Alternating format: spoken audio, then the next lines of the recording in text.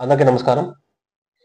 గత కొన్ని రోజులుగా కొన్ని ప్రముఖమైన టీవీ ఛానల్స్‌లో ఆంధ్రప్రదేశ్ నుంచి ఇసుక అనేది అక్రమంగా తరలించబడుతుంది. గత ప్రభుత్వంలో ఏ విధంగా అయితే అంటే వైసీపీ ప్రభుత్వంలో ఏ విధంగా అయితే చెన్నై సిటీకి గాని, బెంగుళూరు సిటీకి గాని అక్రమంగా తరలించబడిందో అదే విధంగా ఈ ప్రభుత్వంలో కూడా జరుగుతుంది అని కొన్ని కథనాలు రావడంతో అందుకు సంబంధించి కూడా మీడియా కూడా నెల్లూరు మైనింగ్ శాఖ డైరెక్టర్ గారిని కూడా ప్రశ్నించడంతో ఆయన దాన్ని వ్యతిరేకించడంతో కూడా ఈ విషయం నెల్లూరు జిల్లా కలెక్టర్ గారి దగ్గరికి కూడా వెళ్ళినప్పుడు ఆయన మైనింగ్ శాఖ డైరెక్టర్ గారి మీద చర్యలు కూడా తీసుకోవడం జరిగింది. అందుకు సంబంధించి వివరణ కూడా ఇవ్వాలని ఆయన కోరడం కూడా జరిగింది. అయితే నేను చెప్పదలుచుకుంది ఏంటంటే ఆంధ్రప్రదేశ్ ఇతర రాష్ట్రాలకి నీరు అమ్ముకోంగా లేనిది ఇసుకని అమ్ముకుంటే తప్పేముంది? ఆంధ్రప్రదేశ్ ఇతర రాష్ట్రాల కంటే ముఖ్యంగా చెన్నై సిటీకి వాటర్ అనేది సప్లై చేస్తూ ఉంది. ప్రధానంగా నెల్లూరు జిల్లాలో ఉన్న కండలేరు జలాశయం చెన్నై సిటీకి వాటర్ సప్లై చేయడంలో ఒక ప్రధాన పాత్ర పోషిస్తూ ఉంది.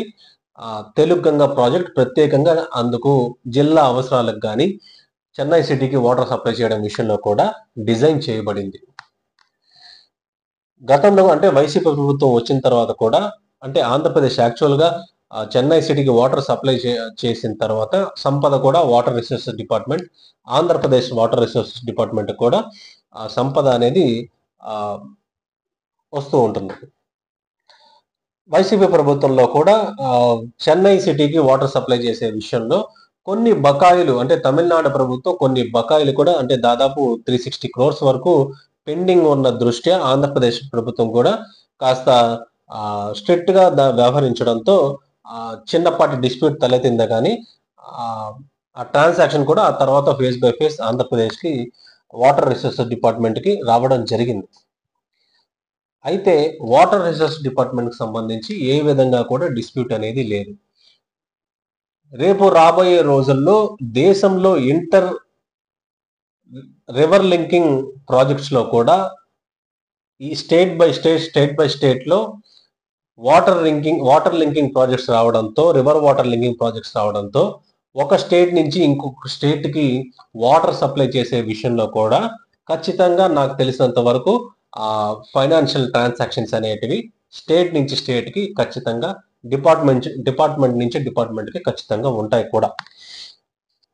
అయితే ఇసుక విషయానికి వస్తే ప్రస్తుతం ఆంధ్రప్రదేశ్లో ఫ్రీ శాండ్ విధానం అనేది అవలంబించబడుతుంది. జనరల్ గా చెప్పాలి అంటే దక్షిణాదిలో ఉన్న రాష్ట్రాల కంటే మనకి ఉన్న ఇసుక రీచ్లు అనేటివి చాలా ఎక్కువ ఉన్నాయి. ప్లస్ ఏంటంటే ఇసుక కూడా కావాల్సినంత స్టాక్ అనేది జనరల్ గా ఎప్పుడు అటువంటి ఎక్కడ కూడా కొరత లేకుండా అనేది నాకు తెలిసి అయితే ఉంటుంది. కాకపోతే వరదలు వచ్చే క్రమంలో మటుకు కాస్త స్టాక్ పాయింట్స్ కానీ మెయింటైన్ చేసుకుంటే ఎక్కడ కూడా డిమాండ్ లేకుండా ఫ్రీ సప్లై అనేది ఉంటుంది. కానీ ఆంధ్రప్రదేశ్ నుంచి ఇతర రాష్ట్రాలకి అంటే పర్యావరణ దృష్ట్యా అటువంటి టర్మ్స్ అండ్ కండిషన్స్ ఏమన్నా పెట్టి ఉంటారేమో నాకు తెలియదు, కానీ నేను అంత సూక్ష్మంగా పరిశీలించలేదు. కానీ ఆంధ్రప్రదేశ్ నుంచి ఇతర రాష్ట్రాలకైతే ఇసుక అనేది అక్రమంగా తరలించకూడదు.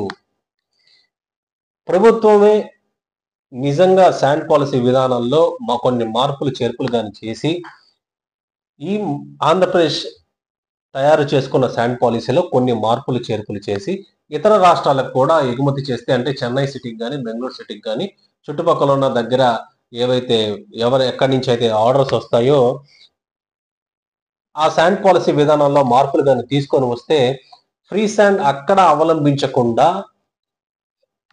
శాండ్ పాలసీలను మార్పులు చేసి రాష్ట్రానికి సంపద వస్తుంది. ప్లస్ ఏంటంటే బిజినెస్ యాక్టివిటీస్ కూడా ఇతర రాష్ట్రాలతో మైనింగ్ శాఖకు సంబంధించి డెవలప్ అవుతుంది కదా.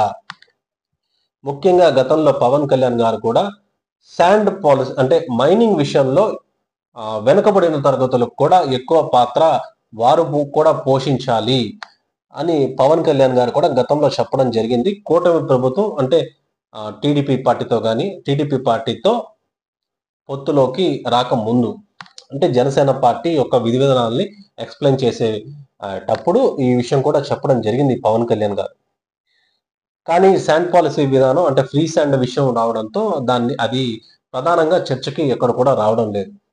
నేను చెప్పేది ఏంటంటే ఆంధ్రప్రదేశ్ నుంచి పెద్ద ఎత్తున యువతకి కూడా దాంట్లో ప్రధానంగా ఆ, వారిని ఎంగేజ్ చేసుకొని ఇతర రాష్ట్రాలకి వారికంటూ ఒక ఒక బిజినెస్ యాక్టివిటీకి సంబంధించి వారికి కూడా ఉపాధి నిమిత్తం శాండ్ ఎక్స్పోర్ట్ అనేది ఇతర రాష్ట్రాలకు కానీ చేస్తే వారు కూడా లబ్ధి పొందే అవకాశం ఉంటుంది. రాష్ట్రానికి కూడా ఎంతో ఆదాయం వచ్చే అవకాశం కూడా ఉంటుందనేది నా అభిప్రాయం.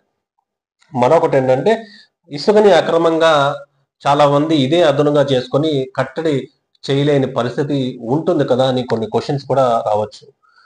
రేపు రాబోయే రోజుల్లో 2025 నుంచి కేంద్ర ప్రభుత్వం కూడా శాటిలైట్ బేస్డ్ టోల్ కలెక్షన్ అనేది ఆ టెక్నాలజీని తీసుకొని వచ్చి పైలట్ ప్రాజెక్ట్ గా 2025లో ఇంప్లిమెంట్ చేయబోతుంది.